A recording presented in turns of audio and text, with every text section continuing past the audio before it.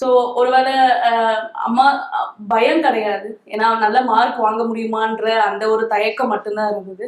ஆனால் ஸ்கூலில் இருக்கிற எல்லா டீச்சர்ஸும் எங்களுக்கு முன்னாடியே நாங்கள் ஸ்கூல் சின்ன வயசுலேருந்து அம்மா கூட பார்த்ததுனால அவங்க மேலே முழு நம்பிக்கையோடு தான் நாங்கள் போனோம். கண்டிப்பாக ஏன்னா அவ்வளோ டீச்சர்ஸோட எக்ஸ்பீரியன்ஸ் வந்து கண்டிப்பாக எந்த ப்ரைவேட் ஸ்கூல்லேயும் வந்து 30+ இயர்ஸ் 40+ இயர்ஸ் எக்ஸ்பீரியன்ஸ் இருக்காது. ஸோ அப்போ இது ஒரு சேலஞ்ச் மாதிரி தான் எடுத்துக்கிட்டோம். அந்த ஸ்கூலோட முக்கியத்துவமும் சொல்கிறேன். ஏன்னா அது வந்து 1950களில் கோயட் ஸ்கூல் ஊரில் வந்து அப்போ ஒரு பொதுவாக ஆண்கள் பெண்கள் சேர்ந்து படிக்கிற பள்ளி தான் அது. அதே கேம்பஸில் எங்கள் அப்பா அந்த ஸ்கூலில் படித்தார்.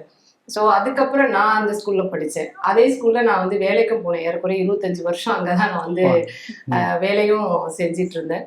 ஸோ வந்து அதுக்கப்புறம் என்னுடைய மகள்கள் அப்படின்னும் போது ஒரு 3 தலைமுறை அதில் வந்து இவங்களுடைய பேர் இடம்பெறுது அப்படின்னும் போது அது தனிப்பட்ட முறையில் பள்ளிக்கு பெருமை.